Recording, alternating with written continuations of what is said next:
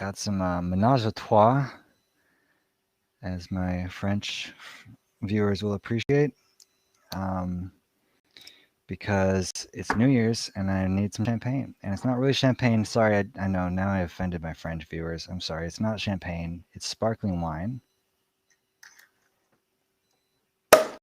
Oh, that was frightening. Okay, that's some real champagne right there. I mean, God damn it! I'm so sorry. I'm really fucking this up. That was some real sparkling wine. Definitely not real champagne. For that, it would have to be from Champagne, a region in France, right? If I'm not mistaken. Very possible I am. This is Italian sparkling wine. Anyways, we're talking about circumcision today, as every day. I missed yesterday because I drove here. Well, actually, I missed yesterday and the day before, didn't I? No, just yesterday. I'm losing track of time. Yesterday, I drove here, I think, to Portland. I'm now in Portland at a fancy, good old Motel 6, and celebrating New Year's Eve while I wait to figure out which apartment I'm going to move into. This is delicious.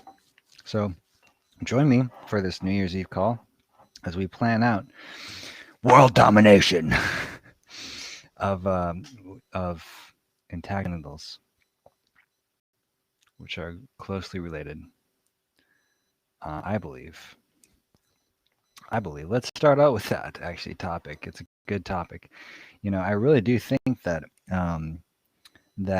this is the biggest issue in the world, whether or not we mutilate children's genitals. It affects over 1 billion people, a massive number of the population, which all Islam, all Jews, Americans. I think there really is a good potential that this could start World War III. You know, trying to outlaw or trying to end genital mutilation. Outlaw is definitely a pretty inflammatory. It's more about education, in my view. You know, I think it also has the potential to unify the world in a cause that unites us all. Not mutilating the genitals of children. Like, what's more important than that? It's literally the most exciting thing in the world that could be happening, is that we're finally recognizing children's rights. The last and most oppressed group of all time is children, right? You know, there's minorities that have been oppressed to varying degrees throughout time, but children have always been oppressed. They've always been ignored as a valid group of human beings who has rights, who deserves to be treated as human, as autonomous, as deserving of dignity. So I think it does have the chance to potentially unite the world and transform the world. If we treat our children with love from now on, like how you're treated in childhood, how you are conditioned in childhood by how you're treated, determines how you then act in the rest of your life. There's literally nothing more important than treating children with love. And there's no less loving thing you could do to a child than mutilate its love organ and destroy its potential for sexual pleasure, or at least a massive amount of its potential for sexual pleasure. So, debate me. Someone argue the other point that no, it doesn't matter. I don't think there's any case for it, but I'm really curious if this stream is working at all too. I'm in a cheap hotel room right now with not high-speed internet at all. I can't afford the high-speed internet. It's way too much. Maybe I should have done that before I started this, because you can buy like an hour for $5 or $10 or something.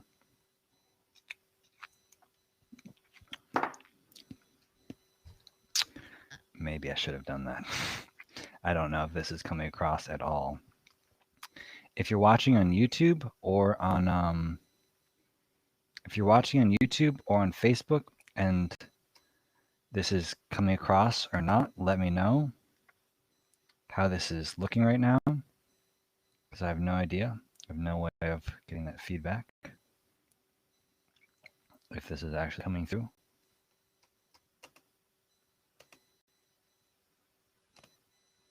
Oops. Yeah, what else should we talk about today? I'm trying to open my YouTube so I can see if anyone's on there. Oh my goodness. Work computer. Work.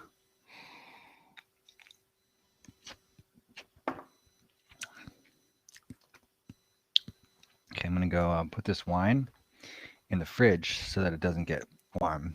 I'll be right back.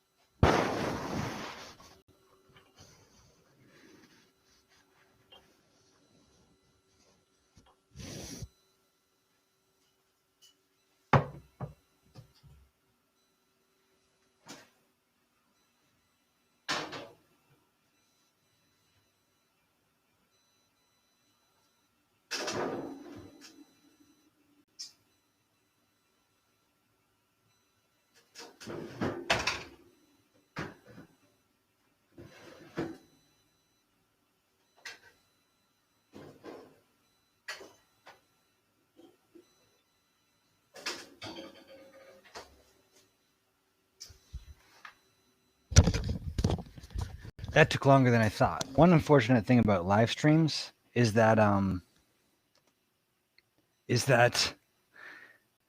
oh, we do have YouTube. I forgot I do have the chat on here even if my YouTube isn't opening. The video is a little jittery, I've been told. Well, damn.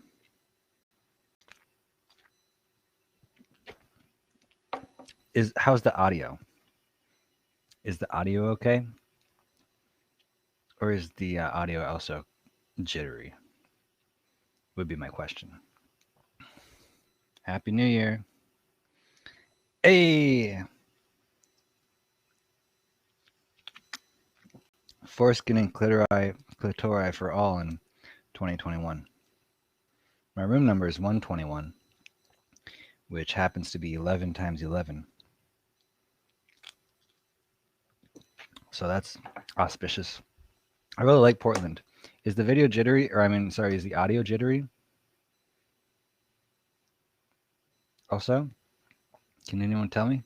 Audio is good? Okay, well then you're just gonna have to deal with the video. I'm sorry. That sucks, but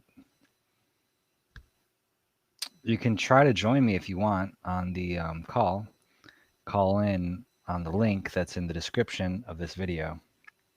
Should be one of the first things up.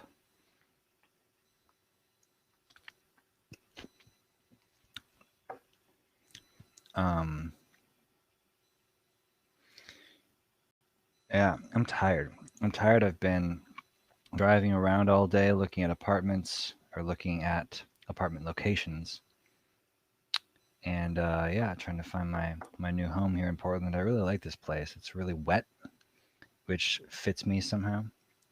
Not because I'm a female who's turned on, but simply because I need a lot of moisture, which is my favorite word, by the way. I need a lot of moisture to be happy as a human being. Like I love rain. Like I could have it be raining all day and just be totally happy. So, yeah, what else to talk about? I don't know why this video unfocuses so much on here. There. I'm tired. That's one thing I could talk about. Did my first Intact Community Group hosted a couple days ago. Check it out. It's on Facebook if you haven't seen it yet. It was awesome.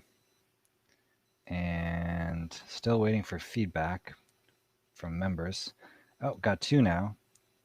There are 3 more, I think, left. Wow, this internet really is not great. Close out some things, see if that helps. I don't think it will, but try. Someone call in. I'm kind of boring right now because I'm too tired to think of anything interesting.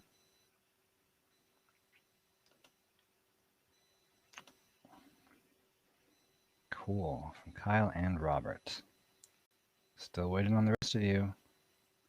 Send in your feedback forms.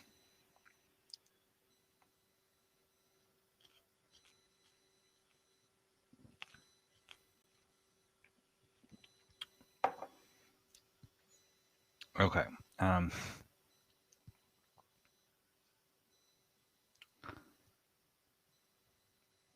Genital mutilation is bad.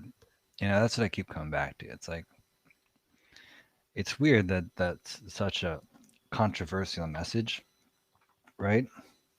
But I think it's important to say that circumcision of males in particular here in the West is non-consensual genital cutting, which to me is by definition genital mutilation. If you're cutting off part of someone else's genitals without their consent, that's genital mutilation. It says don't stop doing that. It's bad. So is intersex genital cutting is also bad. We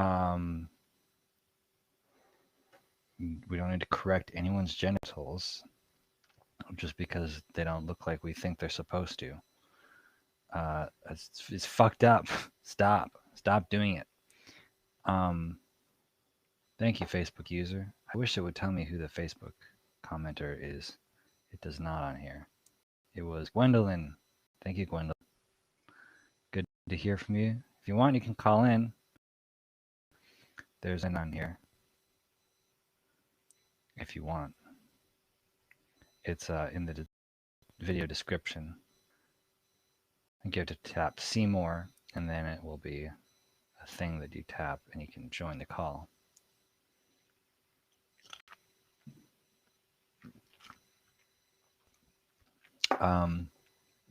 Yeah, it's bad. It's really bad. It's really traumatic and horrible, and it's hard to cope with for people who have experienced it. At least people who confront it, right? Because so many people just don't even have the wherewithal to face the fact that they've been genitally mutilated. They just block it out and are like, oh no, it must have been for a good reason. It's so much easier to do that, and there's a lot of social support for it because it's been so habituated into our culture.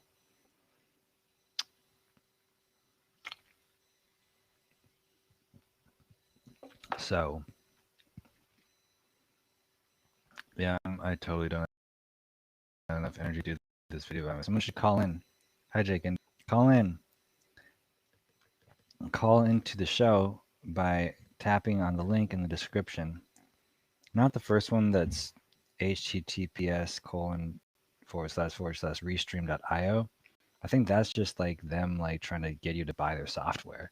It's the link after that where I say call in to join the video on Restream.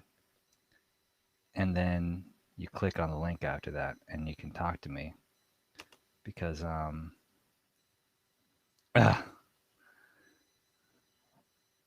can't at the moment because the kids just fell asleep. I have to be quite. Have to be quite? Quite what? Quite quiet? Gwendolyn has to be quiet. That was from Gwendolyn. I have to change back and forth to Facebook to see it. And then she posted cockfight for some reason. Yeah, I'd love to have Brett or Luke or anyone else from Cockfight who wants to join the call. please join the call. If that's what you were implying. I'm not sure what you were implying by posting their thing on my thing, but I would love to have them on. Whoa, I have 110 members now. That's pretty cool. Most of those are because of Sophie. Thank you, Sophie. I know you're not listening to this probably right now because, well, maybe you are. I don't know, actually. See, France is like 8 hours ahead? Probably not. Also, Sophie doesn't speak English great because she's French. She speaks English much better than I speak French. But she invited like a shit ton of people to this group. If you have any good intactivists who are like super awesome, or at least just like good, then invite them to Intact Community Group. If they're like really crappy intactivists and they're annoying and stupid or like shitty, then don't invite them. But if you know any great intactivists, then please invite them to Intact Community, the group. Quit. Oh. I'm being told to quit. Someone told me to quit. Who told me to quit? Someone book said, quit, Jordan. Quit.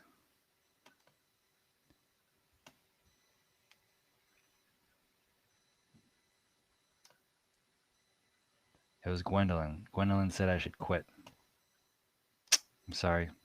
She also loves French. Right? I'm French. I'm like like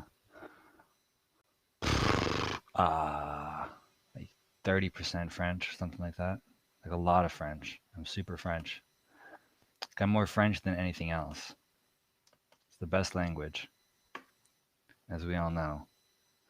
Spell check is bad.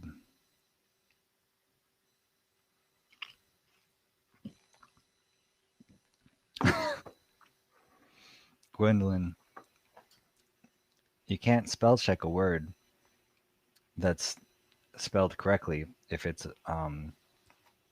the wrong word. I can't speak English either. You can't, if the word is a correct word, it will not spell correct it, even if it was not the right word that you wanted it to be, because quit is a word. Anyways, intactivism. North Carolina, there's a Medicaid thing going on. Don't know if y'all know about this. Anthony LaSquadra discovered that in North Carolina, they're trying to pass a law or change the law so that you can mutilate your child's genitals to prevent HIV. Only males. They're not trying to do this for female genital mutilation, even though there's equally compelling evidence that female genital mutilation reduces HIV. But for some reason, they didn't decide to do that. They're just doing male. So they're trying to say, Medicaid can, I don't know what the current status is. I haven't heard from Anthony Squadro in the last 3 weeks. But yeah, last time I heard, they were trying to push it through, and Anthony Squadro was trying to garner North Carolina support to stop it so that you can't. And I don't know if I fully finished explaining this, but they're trying to make it so that you can use HIV prophylaxis, so preventing HIV, as a reason to circumcise male children. Because right now you can't, because there's no medical necessity. So Medicaid won't pay for something that's not medically necessary. They're trying to say, oh yeah, but it is medical necessity because they're preventing HIV, so it's definitely medically necessary, and therefore we can do it. And that potentially would open the door for a bunch of other states to also mutilate children's genitals for HIV prophylaxis, supposedly, which is messed up for a lot of reasons. Like a lot of reasons that I don't even want to get into all of it, but it doesn't make sense.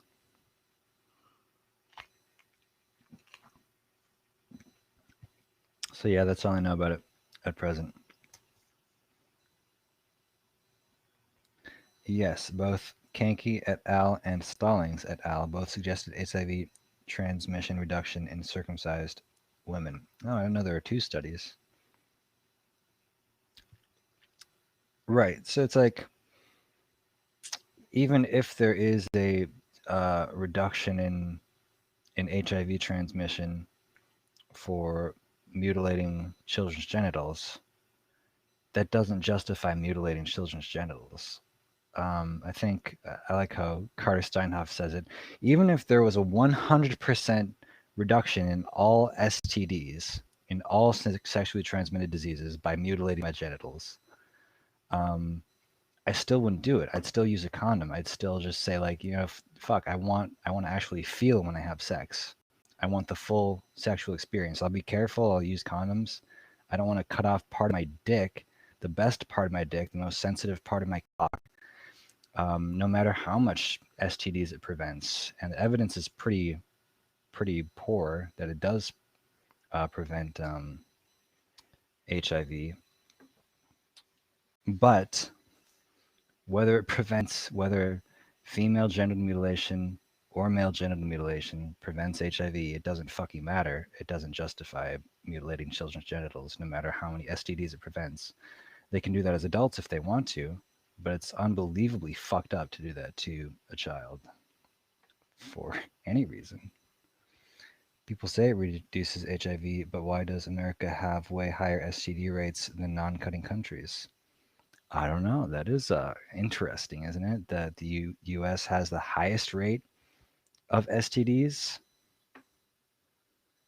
It has like a 5 times higher rate of STDs than like most other genitally intact countries, and we're the only ones who are routinely mutilating our children's genitals. You'd expect it to be the opposite if it prevented STDs, right?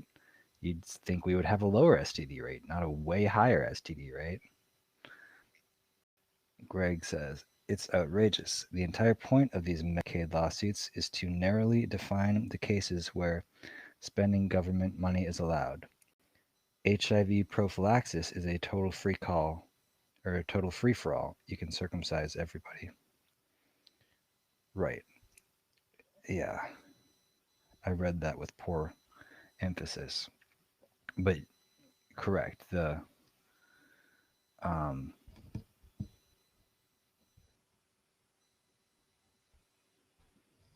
Medicaid is only supposed to allow medically necessary surgeries, and HIV is not. HIV prophylaxis is not a medically necessary reason for newborn children. Besides the many, many harms of genital mutilation, which have been documented in many studies. So,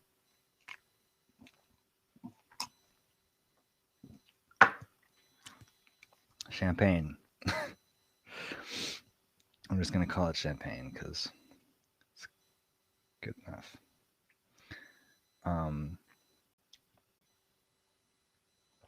To celebrate a new year of intact genitalia for all children, regardless of gender.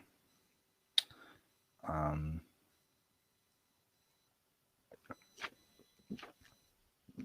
yeah. My son is 4 years old and he is perfect. I'm so glad someone had informed me. It's truly a no-brainer. Well, that was a very contradictory statement, I have to admit. If someone informed you, then it wouldn't be a no-brainer because you would already not need someone to inform you. I'll just point out. Sorry, I just like to be a dick sometimes. And my Facebook is frozen, so I don't know who that was from. I assume it's from Gwendolyn again. I don't know. Still isn't loading. Oh no, yeah, it was from Gwendolyn. It is a no-brainer though, and we do need to inform people. It's both, right? It seems like it should be obvious to not mutilate children's genitals. Like no fucking duh. Like why would you cut off part of your kid's penis or clitoris? Like I guess if you don't have one, then you don't know why not to cut it off. Like, if you believe in evolution at all, then there in the first place, you know? And especially on your genitals, it's like that's the most pleasurable part of your body. Like, you want to be really careful with that, not to like do anything that might harm it. They're like dotted line. You're cutting off an unknown amount of tissue from a child, from its genitals. Like, literally, there isn't any stupider thing or more fucked up thing that you could do in the whole world. Like, it's impossible. You just can't imagine anything. What can you imagine that's more fucked up than strapping down a newborn child, the most vulnerable, impressionable being in the world, and doing the most traumatic thing to it that you can imagine? Ripping into the flesh of the most pleasurable part of its body, the most sensitive part of its body, and slowly, gradually ripping it to shreds so that it will forever not be able to experience pleasure and lovemaking as it's supposed to, permanently hampering this child's sexual function for the rest of its entire life. You literally can't think of anything worse. It seems obvious, right? And somehow people, you know, that's the thing, right? It's so horrible. It's so awful that this happens that we have to come up with some like layering over of excuses and justifications and myths to pretend like, oh no, it's okay, it was good. There's reasons to do it. There's medical reasons and culture, and it's just what we do, and it's cleaner. And there's like 8,000 different reasons, right? He has to look like his dad, and it's ugly that way, and it smells bad, and it prevents a bunch of STDs, and in the locker room he's got to look like everyone else, or he's gonna get made fun of, and uh, women don't like it, so. And by the way, this all applies to both genders. So flip the script, and everything I just said applies to female genital mutilation equally. I'm not necessarily just talking about male circumcision, although that's what I often focus on.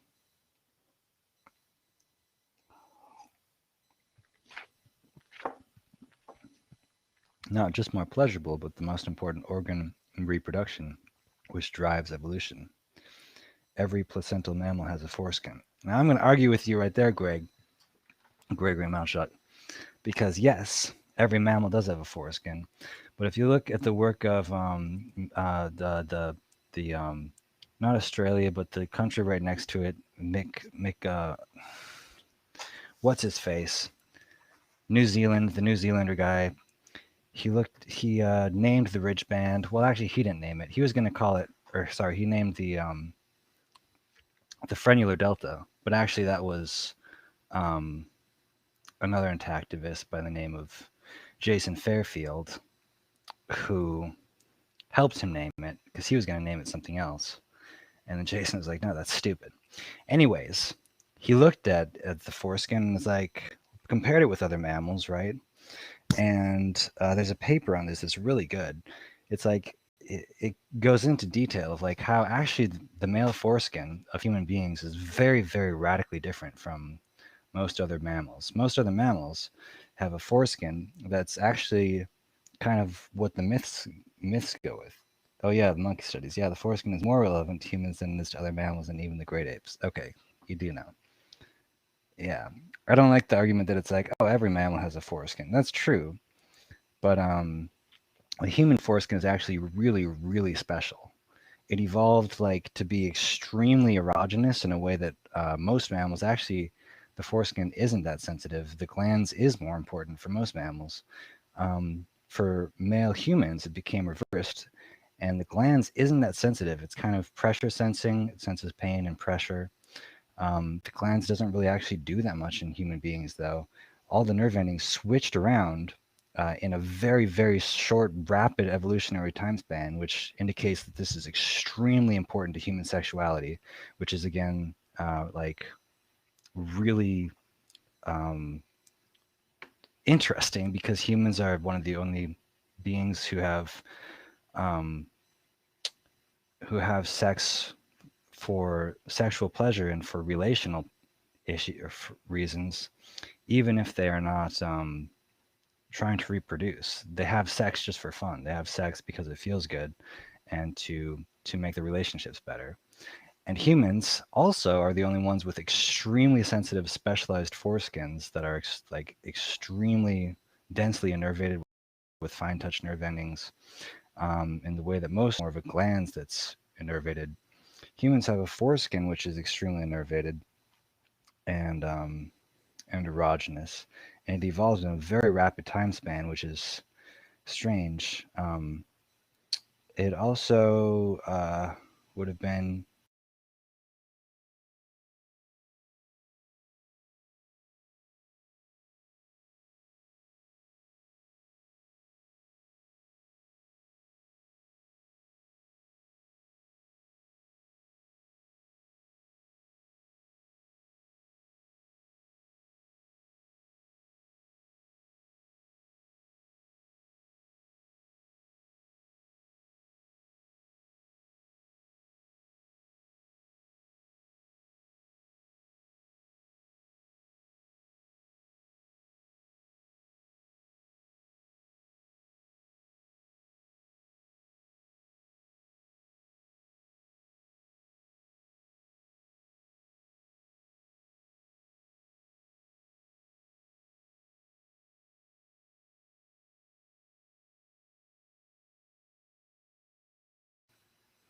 okay. Can you hear me now? Probably because it looks like oh, and now my video's back too, and now my video's gone again. This is very unfortunate. This is true intact radio today because there's no video, so it's just sound. Hopefully you can hear me now. Let me know. Can you hear me? Otherwise, I'm not going to keep talking. Okay, yes, you can hear me. Okay, so I'm just going to do sound right now because the video is fucked. So if someone wants to call in, I'm like super tired. I drove like 15 hours yesterday. Actually, I drove partly the night before that too, to like 3 in the morning. You can hear me? Yes, I'm aware. I'm just telling you that I'm tired. And Greg or 455 Buick or anyone else, if you want to call in and talk, I'm like so dead right now. I'm having trouble maintaining coherent streams of thought. So, um, although I know Restream last time wasn't great, maybe if we just do audio, it'll be better. So if you want to call in and just have an audio conversation, please call in. There should be a thing in the description, whether on Facebook or on YouTube.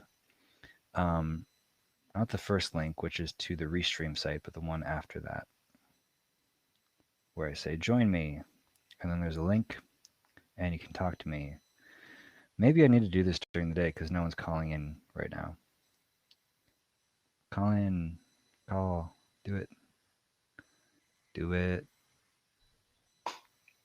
I just did it at night tonight because I had a bunch of stuff to do during the day today, and it's New Year's Eve.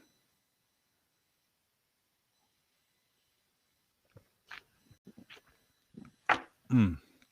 I'm drinking champagne right now, which is fun. So if you want to drink champagne with me, then buy some champagne and we'll be drinking champagne at the same time. It'll be like when you orgasm together, kind of. You know, when you like, okay, I'm gonna come, and then the person's like, okay, and then you both come at the same time, except for with champagne instead of orgasm. I mean, we could do the orgasm thing too, I guess, if you want, but I don't know. I'm a little bit loopy. If you want to call in, then call in. Everybody's out partying. Gregory is really tired right now. I understand. I am also very tired right now. Well, afternoon, evening. Everybody's out partying, says Buick. Yeah. Um, I already said that. Okay, well then I will try to continue talking here. I have to go to bed soon, but I'm going to talk for a little bit more. North Carolina, we talked about. I don't know if any of you have heard of ICASM, International Coalition for the Abandonment of Sexual Mutilation, or the Bodyguards. It's a new group. And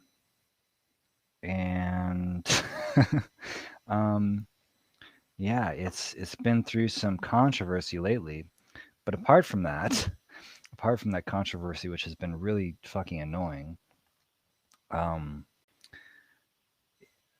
controversy around men's rights and anti-feminism and all that stuff, which are interesting questions, but kind of not really. I'm interested in intactivism. Men's rights is like pretty peripheral in my worldview. It's not important. It's just like, to me, protecting children is way more important than protecting men. It's like, as a man, I can protect myself and I can take care of myself and I can figure shit out. Children are being genitally mutilated every day, right? Literally every day, thousands and thousands of children are being genitally mutilated. Like, I think it's once every 3 seconds a child is having its genitals mutilated. It's like constant, right? And so anyways, to me it's more of a children's rights issue. I'm not really just campaigning for men. I think that's kind of a losing argument anyways. If you say, I'm campaigning for all children, that's a lot better optics, and people are like, oh cool, like females. You're like, yes, females and males and intersex, all children deserve to be genitally intact and not genitally mutilated. And then the interesting point is immediately, oh wait, why males? Well, because the foreskin is erogenous and basically just as valuable as the clitoris. So it's a good way to start that conversation. All children deserve protection from genital mutilation. Anyways, and there are a bunch of female victims of genital mutilation globally too. I tend to think more globally than locally, and I think that's a useful thing to do. If you want to have a big impact, then think globally. Where was it going with that? I'm really rambling pretty hardcore right now because I'm tired. ICASM, the Bodyguards, is another name for the same organization. I don't know why they renamed themselves that. I liked ICASM better. International Coalition for the Abandonment of Sexual Mutilation kind of has more of a like official ring to it, and it emphasizes what it actually is, which is an international coalition of organizations. It's like a bunch of different organizations that have banded together and are like, hey, we're going to end genital mutilation worldwide. There's people in France, there's people in Norway, there's people in Sweden, Denmark, the Netherlands, Australia. Gonna invite someone from Egypt this next week. I just invited an Egyptian person. There's other Muslims, there's Jews, there's Americans. I think people from a bunch of different countries have joined. Germany, but I can't remember all of them. So it's really exciting because this organization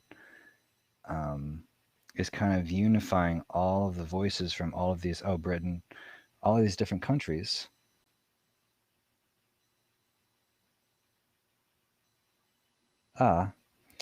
Masi Manuka. I never know how to pronounce your name. Masi Manuka. Your first rant was already good 10 minutes ago. I'm looking forward to sharing it, maybe even translating it. Thank you. I don't remember what it was, what I ranted about, but I'm glad it had some benefit. I promise I could say it more coherently if I wasn't so tired, if I practiced a little bit, but glad at least the essence of what I'm trying to say is there. ICASM. It's cool. It's super cool. Michael Winnell is kind of leading it. He's a force. He's very energetic. He's a good guy and does a great job facilitating meetings, bringing together all these different people. And yeah, it's. I think we can expect good things from it. There's already been a lot of good things, but on the international front, right, having people from all around the world working on this one single cause is it's impressive. It's pretty cool. Uh, I don't think I was even aware of the fact that there's a lot of people who are really at a high level doing really good work around challenging genital mutilation in all these different countries. Male genital mutilation is kind of the main focus of the group, although it's not intended to be. It's equally uh, aiming to also address female genital mutilation and intersex genital mutilation.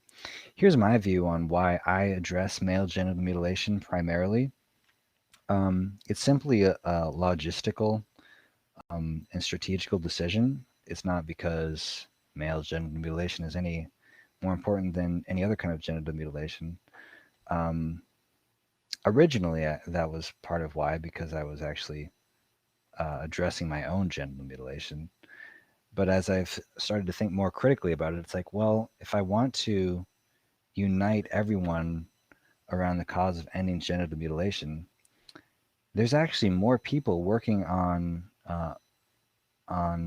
genital integrity, genital autonomy for boys than there are for anything else. I think most most genital autonomy advocates are actually advocates for boys, which we often call intactivists, although I use intactivist to refer to all genital autonomy advocates. Um, Especially in the United States, there's literally thousands, maybe millions of people who are like really actively trying to do something or want to do something about ending male genital cutting. And it's a very massive issue in this country, right? There aren't that many people in the United States who are actually trying to end female genital mutilation because it's not a big issue here. And so people don't really think about it very much. It's like, oh yeah, it's happening somewhere and it's horrible and hopefully it gets fixed. But there's only a very small handful of people actually actively fighting female genital mutilation in the United States. Um, there are many more people fighting male genital mutilation. And so my view is that if we can unite all of those people and and actually end genital mutilation completely, 100% in the United States, ban all genital mutilation of male, female, and intersex, um, then that would be the biggest possible first step we could take toward ending genital mutilation globally. Is to, in the United States, have sort of a mass scale movement to end uh, all genital mutilation, especially male genital mutilation, which is, the thing that's occurring the most and having the most negative impact on a million baby boys every year in the United States. There's barely any female genital mutilation occurring in the U.S. It's a very tiny percent of girls. And also, there's a much larger percent of intersex, but there's just so few intersex children, period, that it's also a very small percentage of the total children who are suffering from intersex genital mutilation. So that's why I address male genital mutilation so much, just simply because there's already so many people fighting it. And I think if we can corral all of those people and really unify that community, there's a lot of potential to then segue that success into a recognition of all children's right to genital autonomy and as well as children's rights more broadly, which I think is also under-recognized, as I mentioned at the beginning of this call. If we could use ending child genital mutilation as sort of a a foot in the door for other children's rights, I think that would be the greatest boon for humanity that's actually possible on on planet Earth right now. A lot of the reason why humanity's so fucked up is because we don't treat our children with dignity and love and respect. And if we did, that would totally transform humanity. So, to me, uh, addressing male circumcision, addressing um, that market is an in to all the other forms of global transformation that are possible. Um, oh my goodness, I'm so tired. That was a good little, like a little speech there. I feel like I mostly expressed what I was trying to say. If anyone wants to call in, please call in. I think I may have started. Why can't I switch my account right now? My YouTube is completely frozen. Um,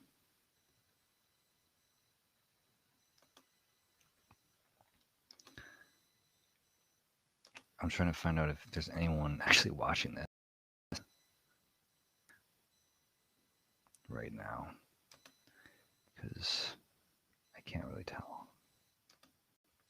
And yeah, YouTube is just totally shut down. I can't even load it. So I'm probably gonna end this in a minute here. This has been fun. Um, yeah. I wish this was more interactive. I'm gonna have to do this during the day again because at night no one is calling in and I'm not getting any comments right now. Is there anyone watching this? I'm just gonna ask. Please let me know. Are you watching this in the comments of wherever you're watching this?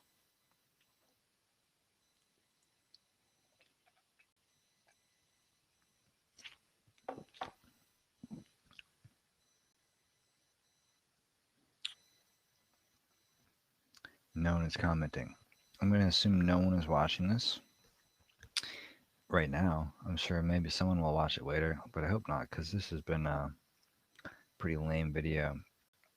You know what I've realized is that I'm really shitty at making videos when I'm tired. I'm just not I'm not very good at talking.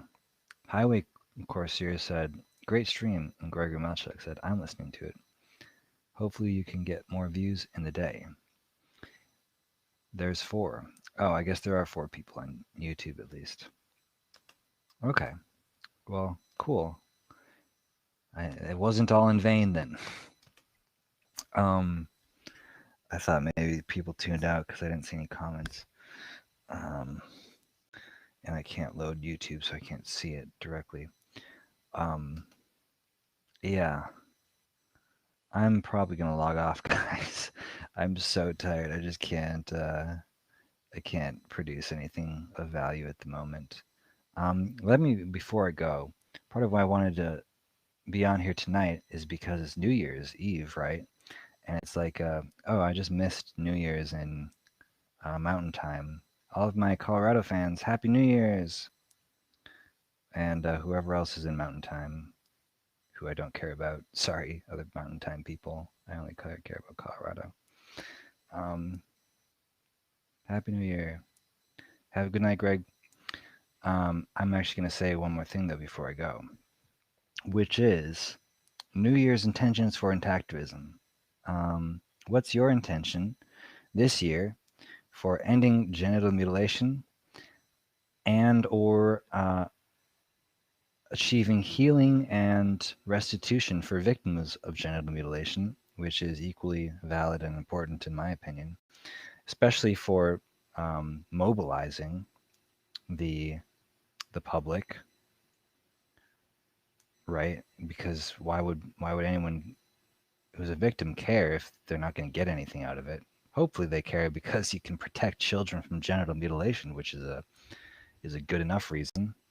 But if you're not motivated by that, then maybe we can achieve financial restitution and the regeneration of the genitals of victims who have been mutilated. I think that's totally realistic. So, what are your intentions for this year, 2021, ending and or healing psychologically, emotionally, physically, um, the victims of genital mutilation? Ending genital mutilation and healing genital mutilation. Do you have a New Year's resolution? I would encourage you to think about that right now because um, it's important. Gregory Malchuk says, My New Year's resolution. I intend to take this fight to state legislatures and to the street outside schools, churches, boys' sports league games, etc. Awesome, Greg. That is fantastic. I really look forward to seeing that. I really want to see this strategy in action to see how it goes. I also want to see state legislatures continue to be challenged. I think we'll have to challenge state legislatures dozens of times, perhaps hundreds of times, for it to work. But it starts with the first time. I mean, we've already done it a little bit, but we need to do it a hell of a lot more. So, hell yes. Massey says, "Well, it would be nice for it to be illegal." OFC. I don't know your new fangled slang because I'm getting up there. I'm 27 now, like old. But it would be nice for it to be illegal, but that's not a resolution. A resolution is how are you going to make it illegal, Massey? What step are you going to take? There are a million different steps, and it may just be informing more people about it. In fact, there's a good argument to be made that we have to let people know why this is genital mutilation, why it's harmful before you can achieve anything else. But regardless, you have to actually make a resolution to take an action. What's the first action you would take to move forward towards that?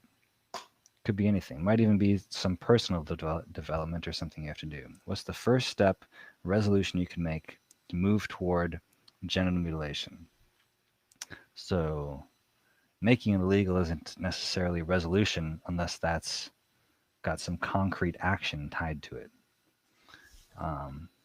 Picked up a DTR 2 months ago. My New Year resolution is to wear it as much as possible. That's great. Foreskin restoration is super important. Definitely a form of healing. Everyone should be doing it. The more people do it, the more this trend picks up. The more people will be aware of it.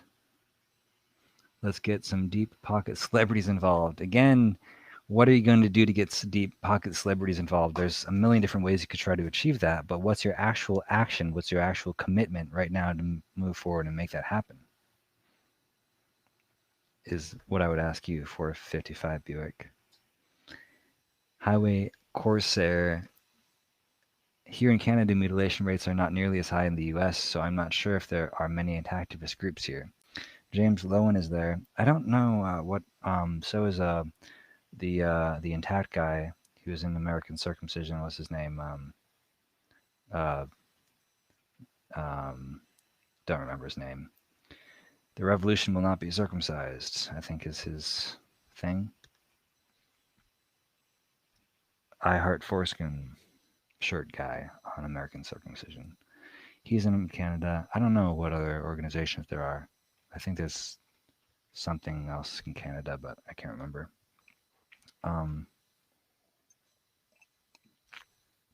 So maybe you should start an organization. That could be your action step. I don't know. What would yeah, what is your resolution?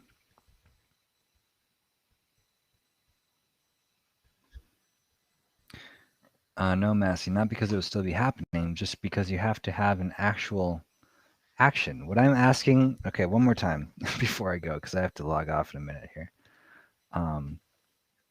It's 11:11 in 30 seconds, at least in Western time zone, which is the magic time when you can wish for anything and it will happen.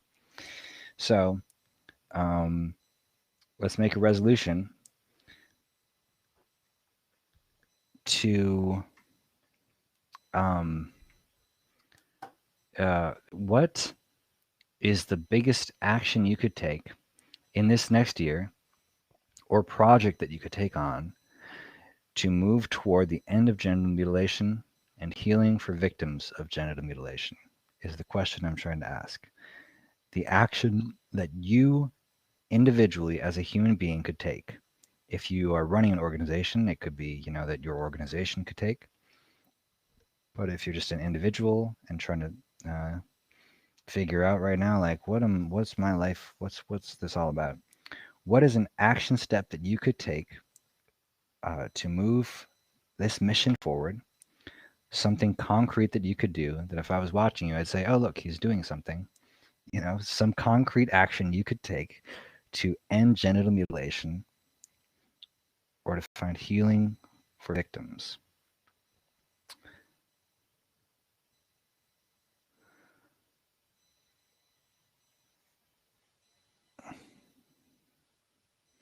So that's the question I will leave you with. If you don't have an answer already, then take some time to think about it. It's really important. It's really powerful to set an intention. You know, um, if you really think carefully about what's the biggest impact you could possibly have, realistically at least, and maybe even a little bit unrealistically. It's like you have to think really fucking big if you want to make a big difference, and it's going to take a lot of fucking work to end genital mutilation because it's a massive problem, and there isn't enough work being done on it. Not even close. Not even remotely close. Not even remotely close to being close of enough people working to end genital mutilation. It's got to be way fucking bigger. So, what action could you take? What resolution will you take this new year to end genital mutilation trauma, uh, the trauma of genital mutilation, and heal its effects once and for all? Is my question to you all. I'm going to read these comments quick. Interview as many people as possible, protest around the world, create redemption movies, write a book. Those are all really good suggestions. I can't actually see who that is because I'm on RESTREAM. I really wish there was an integrated platform for this that was better because RESTREAM isn't perfect. Who said that? It was Gwendolyn. Awesome, Gwendolyn. That stuff is fantastic. Those are all great ideas. Interview as many people as possible, protest around the world, create redemption movies, write a book, and travel with Cockfight. Cockfight, great organization. Would love to hear from them sometime on this show. Gregory says Canadians should be pushing hard while there are still enough victims who can be stoked into rage over circumcision. Intact men mostly don't care. My video, an intact generation won't save us. Great point. Yes, Greg. As always, you are the smartest man in the room, and you are pointing at a great point here that enough victims. There have to be people upset about it. This is the point, kind of the point I was trying to make earlier, that the reason I focus on male genital mutilation, right, is because there are like 1 billion people in the world who are victimized by male genital mutilation. It's massive, and there are 100 million people victimized by male genital mutilation in the most wealthy, most powerful country in the world. There are millions of men who are dissatisfied with the fact that they're mutilated, who are unhappy about it, at least. I'd say there are hundreds of thousands of men who are extremely unhappy about it, who hate it, who literally it's the bane of their existence. It is the worst thing that has ever happened to them, and it has destroyed their life. Hundreds of thousands of men. If we could unite those men, those victims, to be outraged over their circumcision, yeah, I think that would that's an important point. The only way we're going to really turn this negative into a positive, which is the way I like to think of it, doing shadow work and taking our darkness and transforming it into light, is to take that trauma, that horror, and shine a light on it and transform it. Otherwise, it's just wasted. It's wasted torture. Torture is great for transformation and for making yourself better, but you have to face that torture and bring awareness to it. Canadian Foreskin Awareness Program. Yes. CanFAP. I knew it had something to do with can and FAP, but I couldn't remember the words. Yes. CanFAP. www.canfap.net. What's his name, though? Glenn Callender. I think that's it, right? I was thinking Glenn Powell earlier, but then I was like, no, that's not it. Glenn Powell's someone else. He was also someone. But Glenn Callender. I am a part of Cockfight. Who is a part of Cockfight? Sorry, I can't see Facebook comments. Oh, Gwendolyn, I didn't know that. Are you looking at a member? How many members are there of Cockfight? I don't know that much about Cockfight. I should get more involved. Highway Corsair, I brought it up with my sister who wants to have a child in the future, and she agrees that it's a horrible practice. That's good. I'm glad that your sister agrees on that.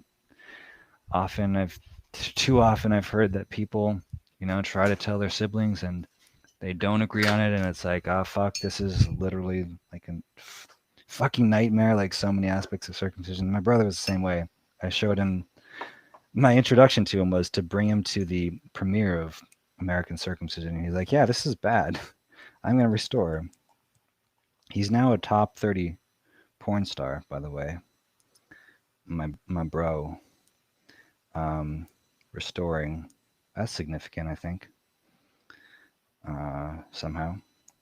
Top 30 porn star on Pornhub, which is like the 5th most popular internet site on the internet. Anyways, he's making like 10 grand a month in porn. Cool stuff. I brought it up with my sister who wants to have children. I already read that one. Apathy is worse than anything. I can deal with people who say, but I like my circumcision. I'm fine. Such people are raw materials for a movement. However, I cannot deal with apathy. Great point, Greg. Again, very insightful. Yes. The thing with apathy, there's a psychological analysis of this. John Gottman is like the most important thinker on relationships, period.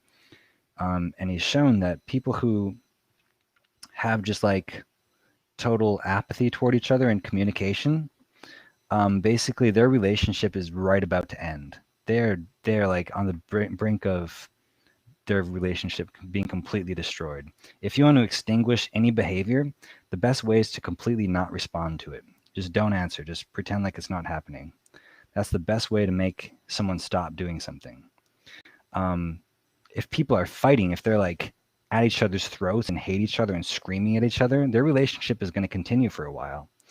If you react to something and you are yelling at someone or attacking them or somehow fighting them, they're going to actually keep doing that thing, and much more likely than if you just don't respond to it at all. That's a fundamental principle in psychology, is that one of the most powerful ways to destroy anything is to just pretend it doesn't exist. And yeah, that's a problem with the movement. When people don't respond to us, we are completely done. We can't. It's the most effective way to end any kind of activism is to just ignore it. And so that's a problem for us. I don't know where that comment was going or responding to, but good point. It is definitely a good thing when people respond, because you can kind of use your intactivist Aikido and redirect their energy. But if there's no energy there, then you can't. It's really hard to do anything if they just don't respond. Yes, Glenn Callender. I got to reach out to him. He seems like a fun guy. He's kind of had some controversies with some of my friends a little bit, and so I haven't reached out to him, but I should. I'm a fan of his work. I think it's a great approach. Um, Positive information is so much easier to spread than negative information, and he's very positive, as are a lot of intact guys. I think it's an underutilized resource. Um, has anyone ever attempted a class action lawsuit? Is it possible? I don't think anyone has that I'm aware of. Um, I'm hesitant. I was thinking about this recently. You know, there's a tobacco lawsuit a few years back. There's $200 billion and it was successful. But that was after um, I think more awareness was kind of present. I think if we tried to do it now and it failed, then it would be harder to do it again. So I think we want to wait to the right time. There is a site up right now associated with Foragen, but not by Foragen, called circumcisionisafraud.com. Check it out. It's a great site by Adam and Shingo Levine. Adam and Shingo Levine are sort of like consultants to activism. They just joined the movement in the past few months. They're incredible. They're helping Foragen develop a new content creation strategy, and they're incredible. Check out circumcisionisafraud.com. Share your story, register. There may be a class action lawsuit soon, but I do think we have to have the right momentum in the movement for the class action lawsuit to be successful. I think it's possible to win trillions of dollars. Actually, they said billions. I think that's not ambitious enough. And I think the problem with doing a lawsuit right now is that we might have a lawsuit and be like, okay, fine, you get $5 billion, you get $10 billion, and it's like, okay, the lawsuit's done. Now you can't do another lawsuit and sue the same people for the same thing again. And if there isn't enough awareness of what genital mutilation actually is, like a really profound and deep awareness, and we try to sue them right now, then the problem might be that we only get a few $1 billion when really a few trillion would be justified. I think the actual amount that would be justified is between 10,000 and 100,000 per man genitally mutilated. So 100 million times 10,000 would be 1 trillion. 100 million times 100,000 would be 10 trillion. So between 1 trillion and $10 trillion would be justified, in my opinion, in the United States alone. I mean, in a sense, 100 trillion would be more justified because that would be $1 million per man, which would really actually, to me, be like, okay, you know, as a genitally mutilated man, it kind of ruins your whole fucking life. But $1 million would be like really fucking nice and kind of compensate for it. You know, there's no number that truly compensates for it, but $1 million would be like, okay, I feel like society has recognized this for the actual thing that it is. Even if we can't really expect them to give us, you know, what it's really worth, which is $1 billion or $1 trillion per man, you know, something like that would actually make sense. But you know, that's just not going to happen because there's not that much money in the world. So $1 million per man would be more realistic, but probably not even that. Probably $10,000 to $100,000. Right now, I think if we did it, we'd end up with probably only a few $1 billion for all victims put together, and that might not even be enough to regenerate the human foreskin. I don't know. That could be tens of billions or hundreds of billions or trillions. I believe that it might be a bigger challenge than some of us have acknowledged.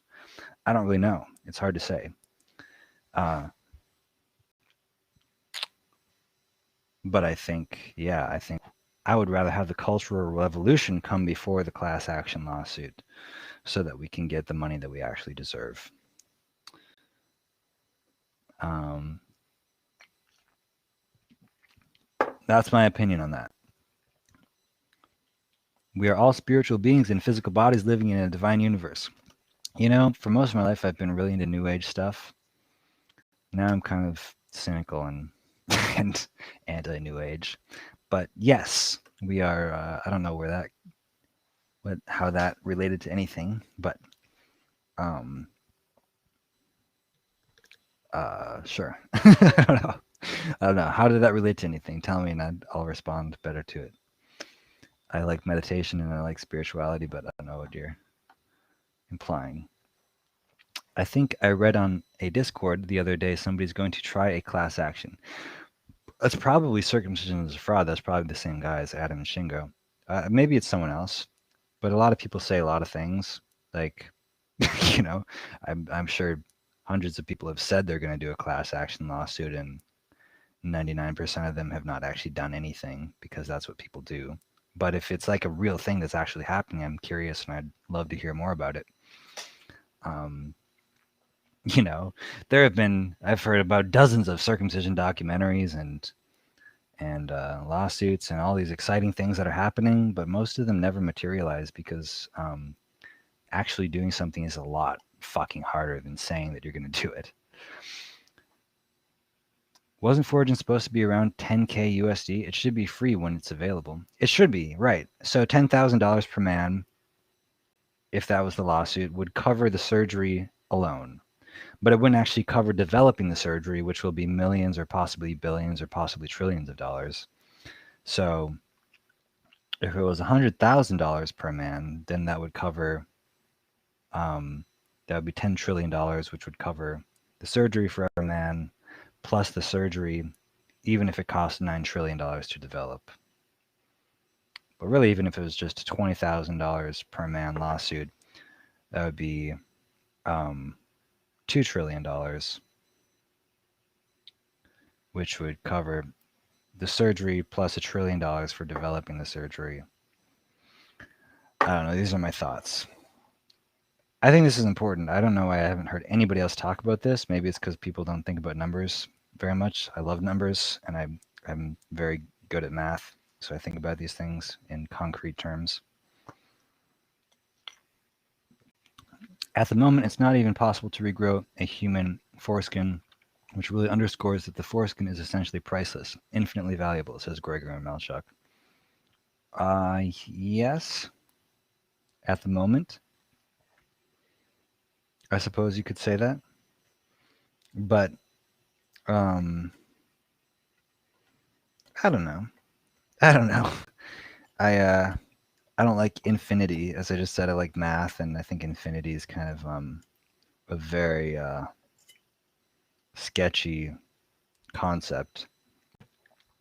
I think pleasure is quantifiable, and perhaps foreskin pleasure is so much greater than any other kind of pleasure that that you can't violate it and have any kind of compensation for it that's truly meaningful. So in that sense, it's beyond value. But I don't know if infinitely valuable is quite the right word. I don't know.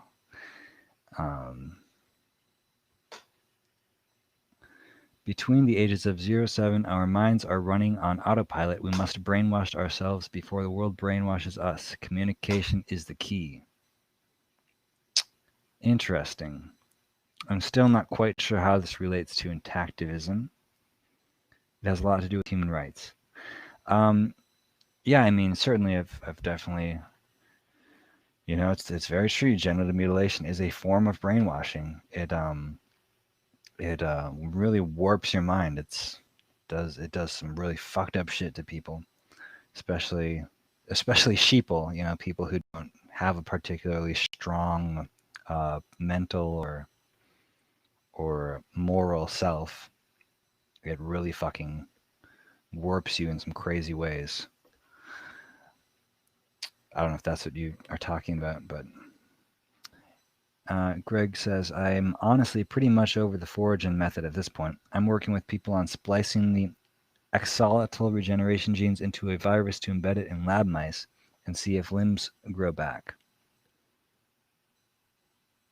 Axolotl. I don't know what that is, actually. Sounds interesting. I'd have to hear more details on your thoughts about that. Um, yeah, foraging at the very least is a beacon, right? I don't know if it's going to be if the method is going to work. That's why I say it could be $1 trillion. The current method, uh, as far as I know, could possibly only be a few $1 million. That's kind of the goal, right? Is to achieve this within like I don't know $5 million or something. And maybe that'll happen. You know, maybe we will achieve it, and it'll be as easy as we are thinking and saying it is. Uh, it's totally possible. But it's possible that that won't work, and we'll have to try dozens or hundreds more. You know, it'll take massive advances uh, in regenerative medicine. I don't know. I really don't know the literature well enough. It's just it seems suspicious to me that it would be so easy.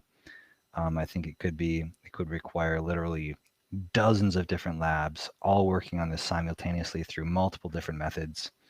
Um, I know of at least two different methods. Sounds like you're noting another one. I think there's a lot of different methods in regenerative medicine, from what I've heard, that are slightly different, and I think there are a lot more that we haven't thought of. I'm not a regenerative medicine specialist, but I know it's involved in massive innovation. I am an innovation specialist, I would say. Um, and so I know that innovation can be extremely expensive and require massive multi-billion dollar or many billion dollar, even trillion dollar labs, such as Bell Labs. Look up Bell Labs. For most of the last century, it was the biggest organization in the world and invented the transistor, lasers, and like 10 other things that cover satellites. Like basically every technology that we use today was invented by Bell Labs. And I think we could have something similar in the field of regenerative medicine that creates all different types of regenerative medicine that makes humans immortal. In other words, prevents aging and reverses aging, and does a number of other things that would be pretty cool that I think are well within reach within the next few decades, actually, but will require multi-trillion-dollar investments to achieve. Um, Axolotls are salamanders that grow back limbs, tails, organs, eyes, and brain tissue, and the regeneration is seamless. It happens on site on the salamander, no microsurgery. Um, is that the electricity method? The guy who's studying how to like use bioelectricity to try to activate regeneration through electricity? Because that one I know we've looked into before and is definitely interesting. It's kind of a little bit fringe, actually. If that's what you're talking, I don't know if that's the same thing that you're talking about, but there's a guy who's exploring electricity as a method of regeneration. It's pretty fucking cool, but it's been at it for at least a decade. I mean, I remember hearing about it back in 2012, and we did try to contact him, I think, at one point, um, a long time ago. I have fallen in love with Audible books. I've been listening to several books on how to get anyone to agree with you. This must be a number one goal. Good point. Sounds good. Sounds like a good book to read. Yes, I love Audible. I just got 24 new credits because I have the yearly subscription because it's cheaper if you do it every year. No, these salamanders, from Greg, no, these salamanders already have the natural ability to regrow organs. There are time-lapse videos on YouTube where you can watch their limbs growing back. Okay, yeah, maybe it is different. I mean, this guy,